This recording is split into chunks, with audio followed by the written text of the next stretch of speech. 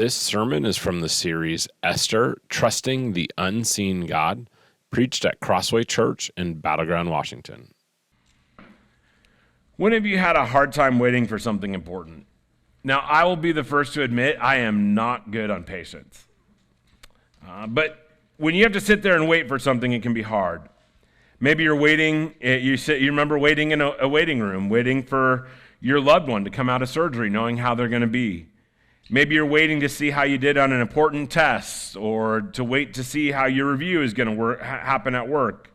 Maybe you're waiting for a promotion or a transfer.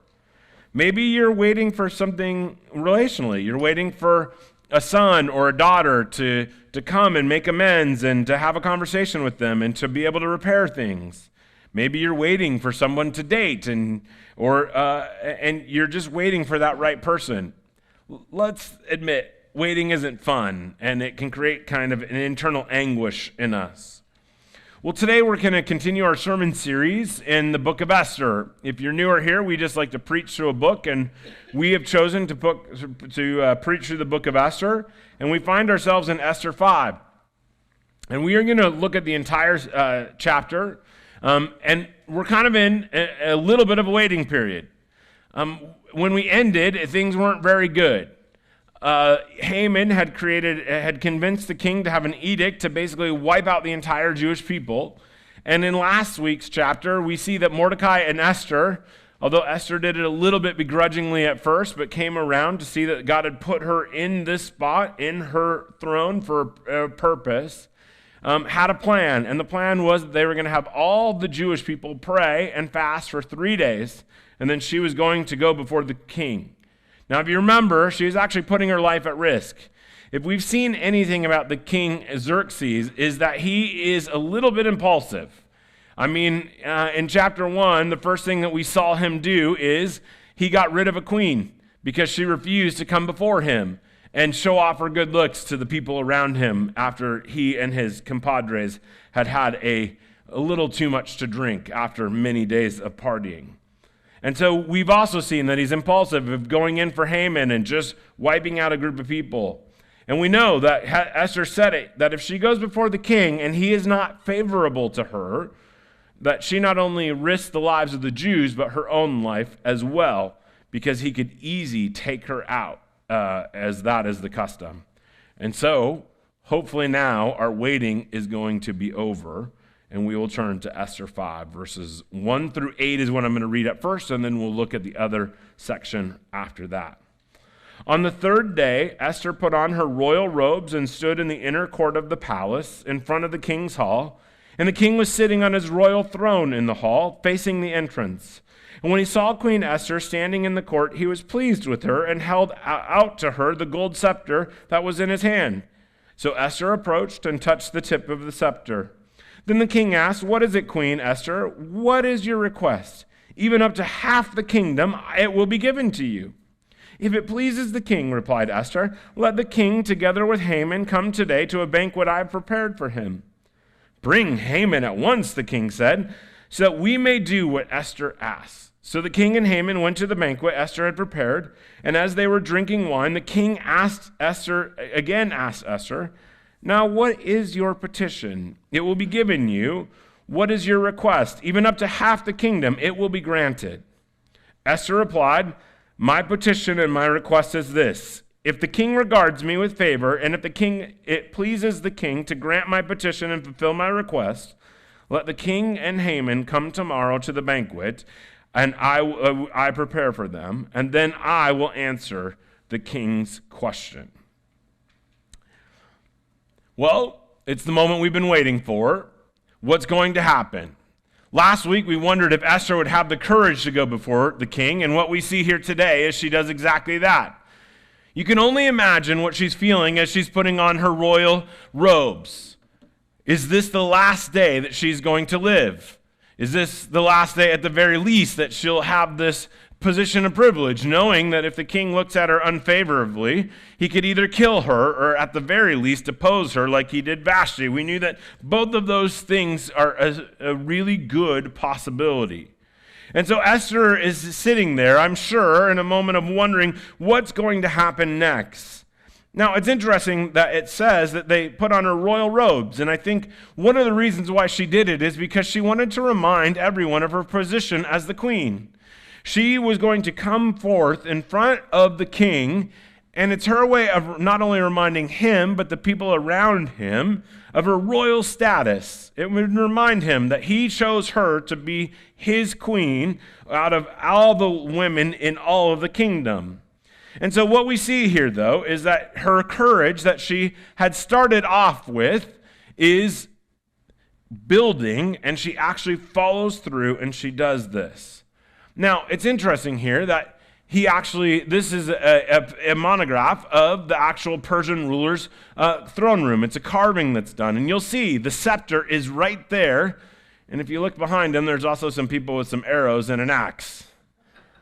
And so the threat is definitely real. I think the description that we see here is accurate.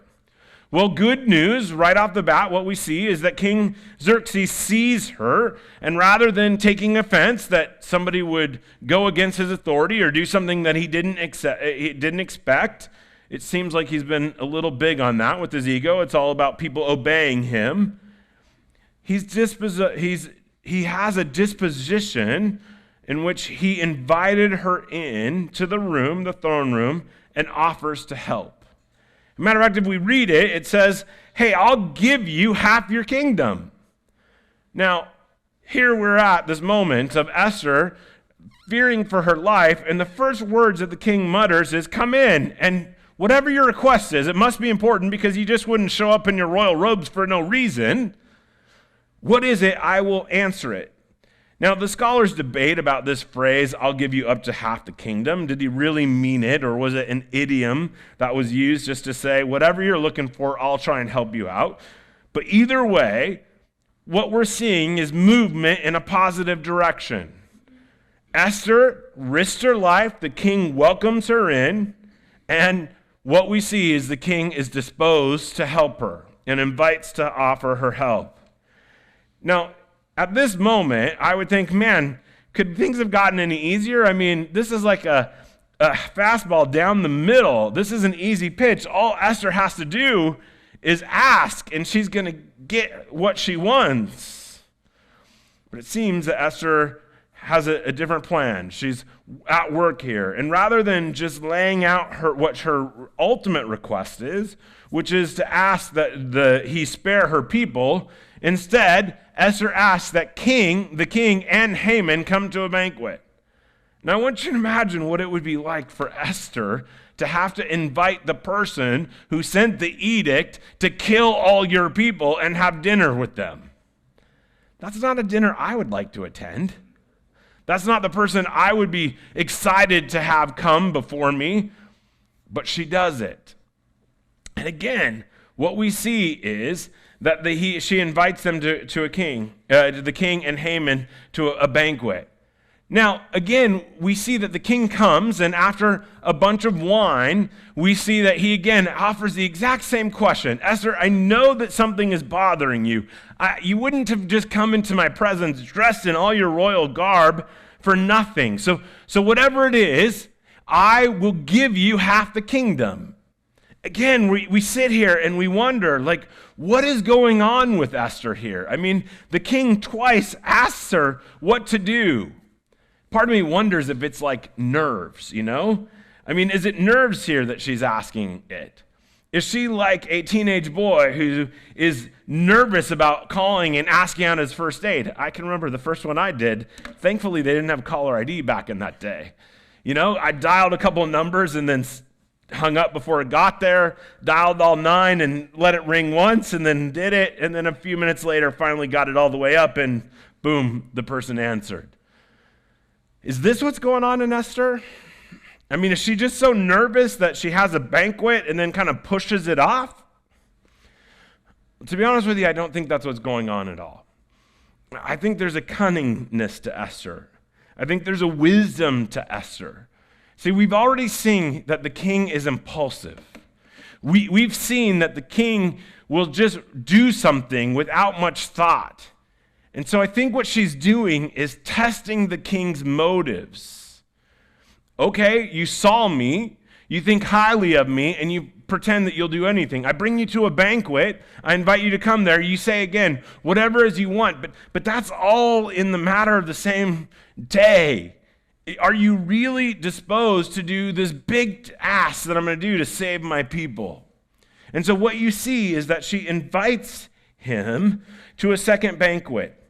And she says, if you're really favorably predisposed to me, if you really are willing to answer what it is I ask for, as you've said twice, well, then come to my banquet.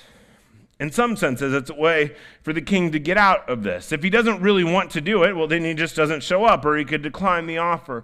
But if he says yes to the second banquet, well, then Esther knows that there's a very good chance that he will do what he says, that it's not just impulse, but there's a greater desire for him to do what she asks. After all, she had kind of lost favor with him. He hadn't called for her for 30 days, and so she needed to test this.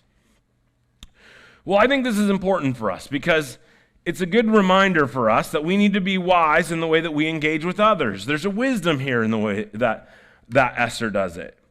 Jesus says, I'm sending you out as sheep among the wolves, therefore be as shrewd as snakes and as innocent as doves. And in 1 Peter 2, he says, live such good lives among the pagans that although they accuse you of doing wrong, they see your good deeds and glorify God on the day that he visits. And I think Esther is living in this tension. She is trying to be as innocent or as holy, for lack of a better term, as she can be. She's trying to do the right thing.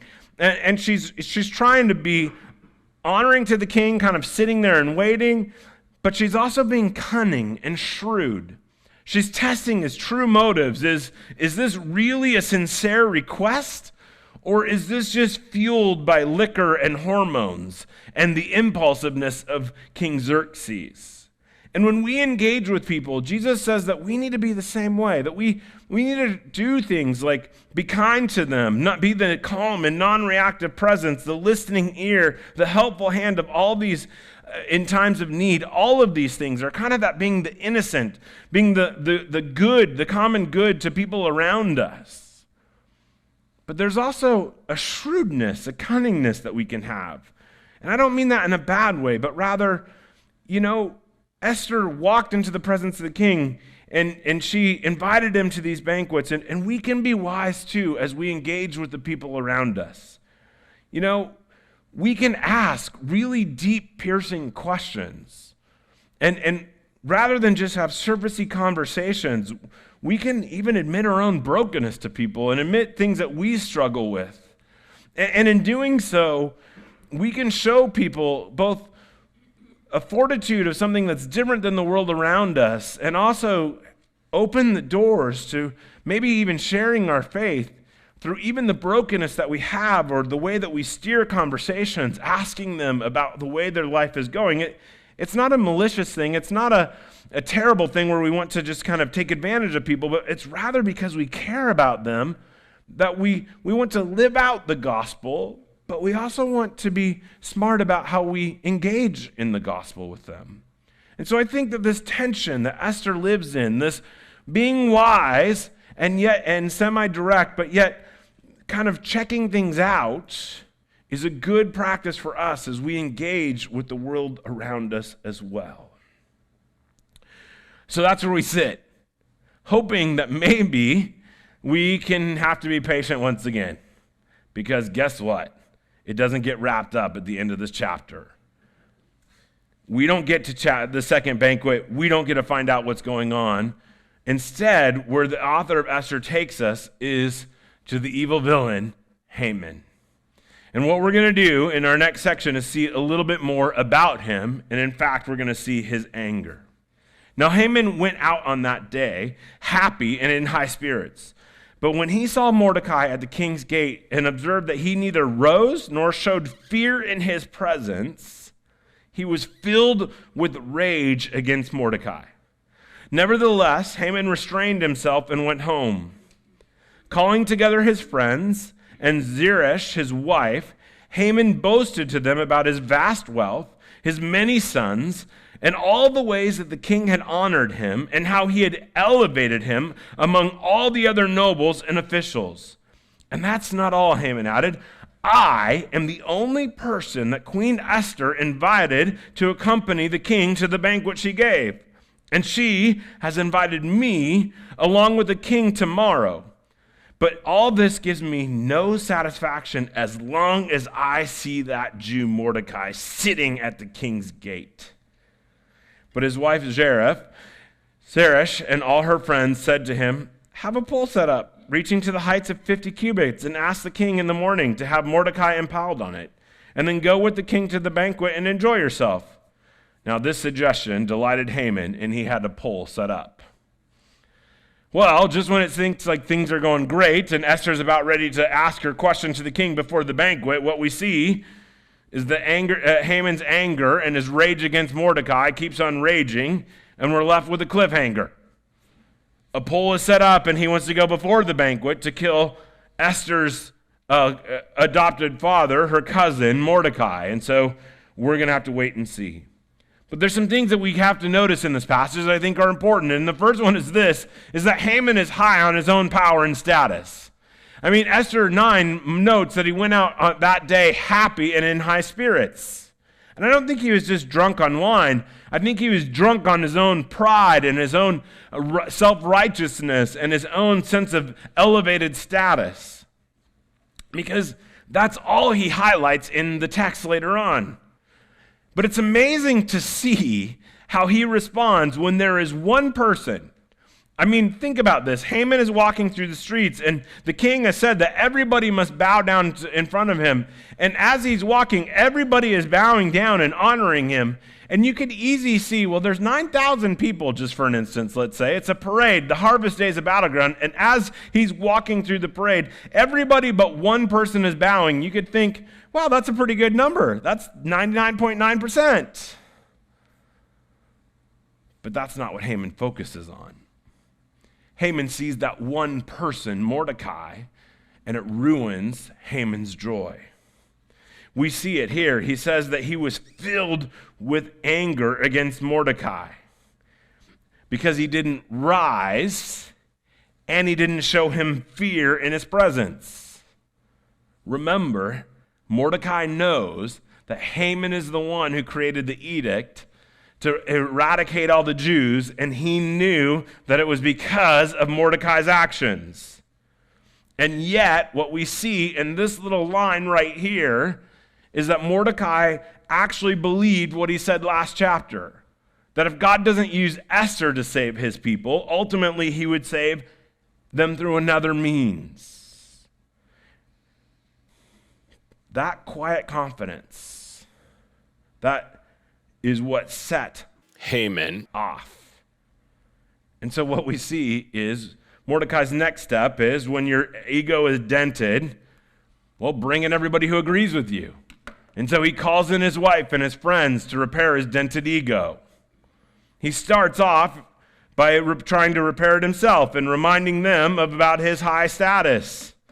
I mean, he says, look, I'm wealthy, I'm rich, I have all these sons. Look at all the way the king has honored me and how he's elevated me above everyone. And if that wasn't even good enough, the queen honors me too. There's two people she invites to a banquet. It's me and the king. I mean, look at how great I am. And that's what he spends his time doing with his friends. It begs the question to us, what are those things that we brag about? What are those things that we hang on to as our accomplishments? But then he comes and he's real with his friends. He admits that his heart is hollow because Mordecai won't bow down to him. He says, all this gives me no satisfaction as long as I see that Jew Mordecai sitting on the king's gates. It's easy to judge Haman, isn't it? I mean, it's easy to stand from afar and say, man, you have everything, and this one guy is setting you off and making you angry.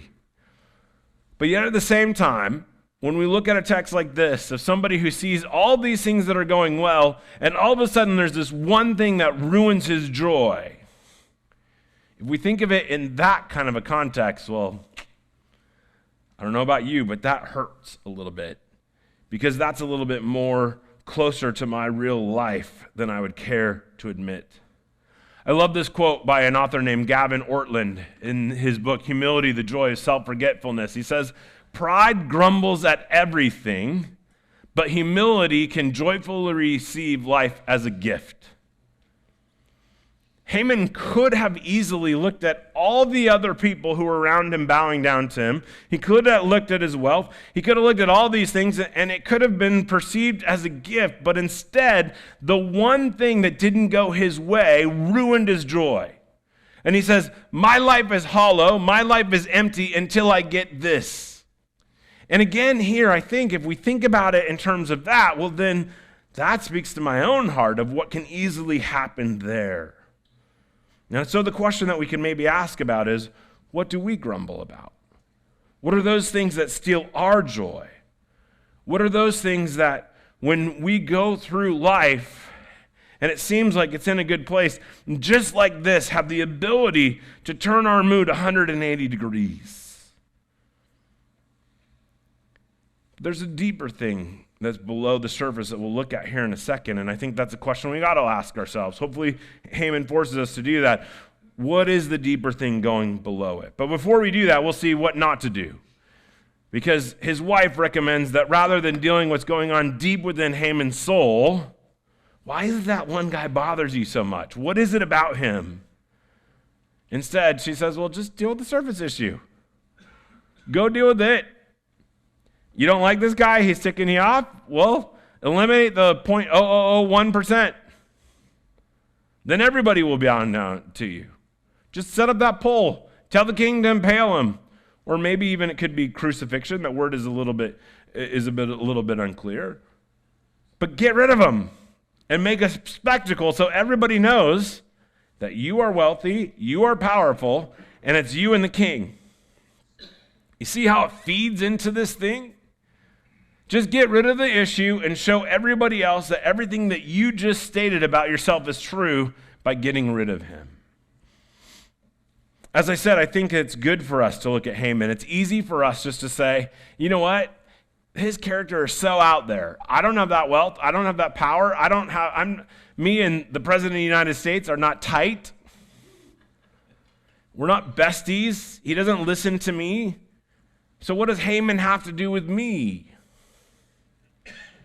But again, if we look at it in terms of having happiness and having it removed quickly because of something, well, then if we look at it and we look at it from that perspective, well, then I am more like Haman than I would care to admit.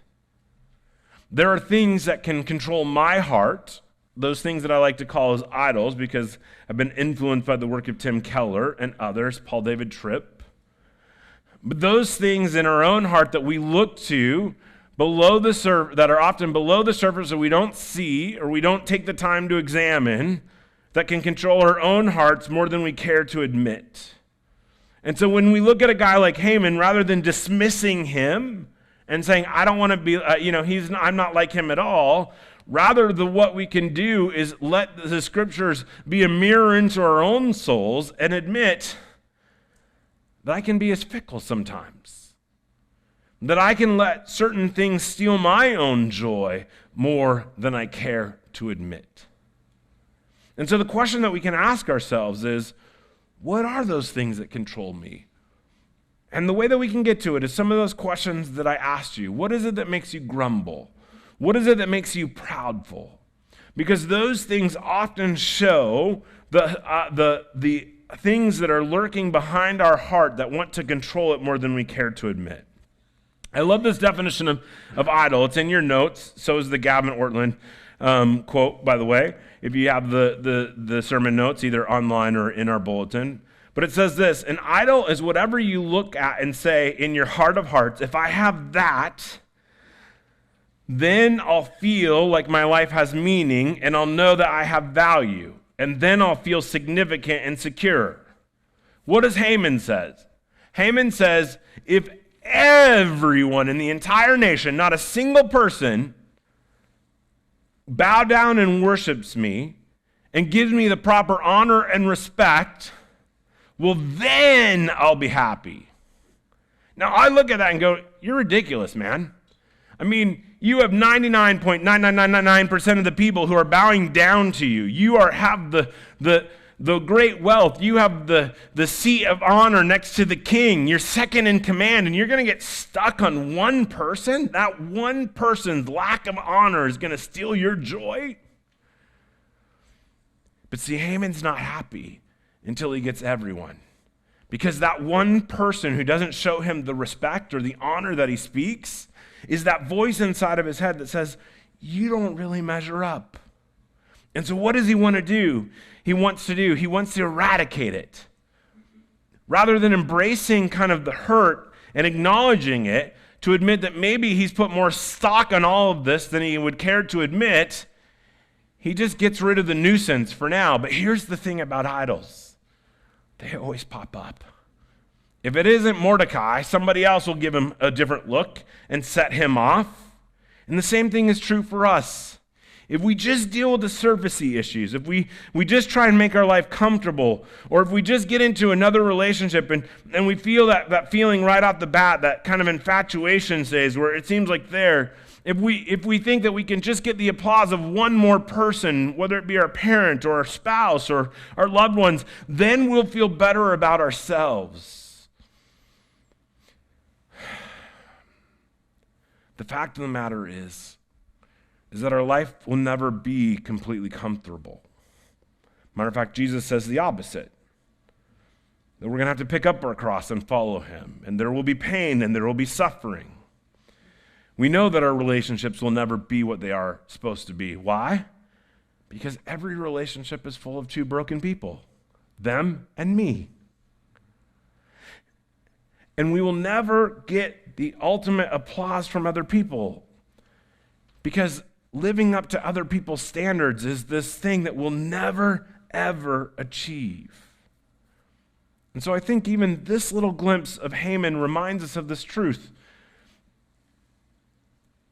That it's easy for us to give up our joy. It's easy for us to pursue these things that have an underlying control of us more than we would ever care to admit.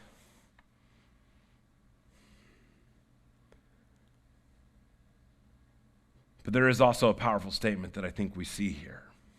And that is that this story should remind us that Christ's grace frees us. Now, I hinted at it in the way that Mordecai acted, right? I mean, it says right there in the text that Mordecai has no fear. And his fear is because he trusts that God is a God who keeps his promises. And we as believers know that God's ultimate promise that he kept is that someday he would send a Savior who would deal with our sin. And what we see is that Christ's grace frees us. At first, we can see, I think in the book of Esther, a comparison. The first thing that we see is that we can be thankful that we can enter into God's throne room without fear because of the work of Christ. Esther put on her robes, not wondering if the king would even welcome her in or if she would face death. But you and I serve the almighty creator of the universe, who's king of it all. And what the scriptures tell us is that if we put our hope and trust in Jesus, that we can enter into his throne room without fear. Not because we've put on the great garb and we dress ourselves up in making ourselves look good, but rather it's the exact opposite. It comes from admitting our brokenness, admitting that we are ungodly, as it said in Romans in our assurance today, and that we are powerless and that we are sinners. But it is exactly in that state that Christ embraces us. Hebrews 4 tells us this. Therefore, since we have a great high priest who has ascended into heaven, Jesus, the Son of God, let us hold firmly to the faith that we profess. For we do not have a high priest who's unable to empathize with our weakness, but we have one who's been tempted in every way, just as we are, yet he did not sin.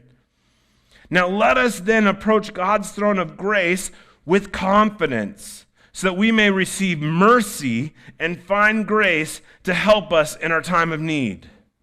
Do you see those things in tension?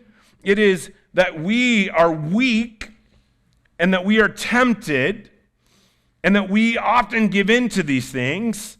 But Jesus Christ did not do that. He lived a sinless life. And because he lived a sinless life, we can then approach God's throne of grace not in fear, but in confidence. Confidence that we come not in the power of our own righteousness or having life figured out or in our own sinlessness, but rather the righteousness of Christ. And so when we read Esther's fear, it should remind us and make us thankful that our God does not operate like Xerxes, but rather he provided us a way to enter his throne room confidently. But what we also need to see is that Christ's grace frees us from the judgment of others and ourselves. Haman was being judged by Mordecai, and it didn't get what he wanted it to, and it ruined his joy. And here's the thing about the gospel, is it not only allows us to have a relationship with God, but the more that we allow it to impact our lives, the more that we allow what God thinks of us more than what other people think of us, or the more that we trust God's plan for our lives rather than our own lives, well, then it frees us to have a sense of joy that is greater than the circumstances around us. It's not based on people's standards or our self-esteem. I mean, if there's a little book that I've been influenced on here, I'm just going to lay the disclaimer. I don't have any quotes in here because I just quote the whole book. And it is thin, like that thin, okay? It's called The Freedom of Self-Forgetfulness, and it's by Tim Keller. And basically, his whole theory on this is that the more we are focused on Christ, the more that we allow what he says and what he accomplished in our lives to reign over us and to dictate what we are, we're free from others' judgments and the judgments of ourselves. In Haman's case, the thing that caused him a lack of joy was the judgment of Mordecai, and it ruined him. And for some of us, that's what it takes. I mean, we are similar. If it is one of our loved ones gives us a cross look, or if one of our kids isn't acting the way that we want them to, we take that personally. If our boss doesn't give us the approval that we think we need, or our parents don't speak the words of affirmation that we think we deserve, all of those things can eat at us because it feels like we're not living up to their judgment.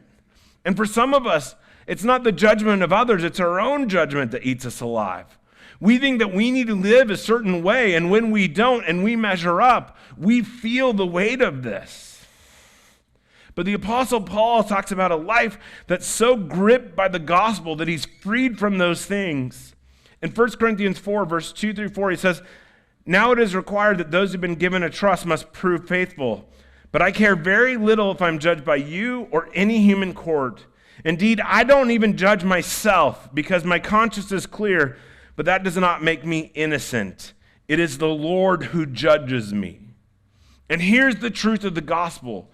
The more that we understand that God knows that we are sinners and yet died for us and gives us grace, and when that fills our hearts and it fills our emotion and everything we have within us, well then, quite frankly, the impact of all these other things, they become minor annoyances rather than things that steal our joy.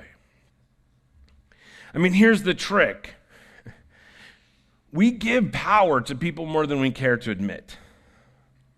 I mean, I can give somebody the power to have their comment totally destroy me, or I can listen to the voice of grace that says, God, the creator of the entire universe, embraces me and loves me.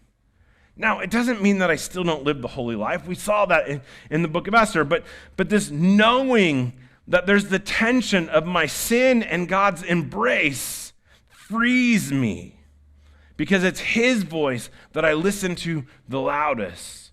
And so the others kind of fade into the distance. And the more that we can do that, the freer we will be. I've used this illustration before. Sorry, it's just so good.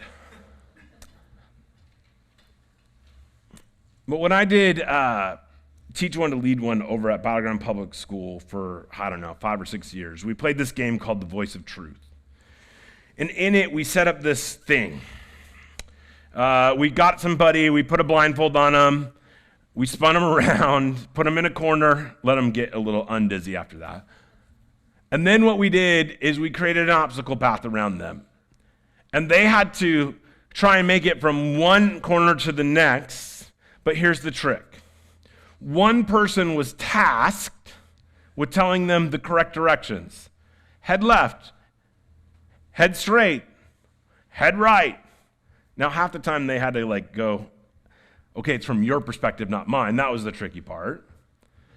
But also, they had 30 kids yelling out the exact opposite. And here's the way it worked. The kids that just listened to the wrong voices or listened to the entire crowd, they ran into everything. And it was painful, and they got frustrated, and they stopped. But if one kid could figure out who that one person was that was leading them correctly, and if they could phase out that entire voice, they rocked it. They rocked it. And what Haman reminds us of is if we listen to all these voices, whether they're outside or inside our own mind and our own emotions, or if we listen to the voices of culture or other people's judgments of us, we're going to run into all kinds of things, and our life is going to hurt because our joy is going to be stolen. The more that we allow God's voice to be that dominant voice of truth in our own lives, it doesn't mean that life is going to go easy. It doesn't mean that we're not going to have trials. It doesn't mean that our joy is going to be, our happiness is going to be threatened. But there will be a deeper joy, a joy that is at work in our lives that is regardless of our circumstances. This is the joy that we all want to have, isn't it? And the way that we do it is to not be like Haman and deal with just surfacey issues, but rather embrace the grace that Jesus has already given us. You have just watched a sermon from Crossway Church in Battleground, Washington. We hope that you enjoyed it, and we'd love to have you come join us for a worship service on Sunday at 10 a.m. at 311 North Parkway Avenue in Battleground, Washington. If you'd like to find more information about us online, you can find it at crosswaychurchwa.com.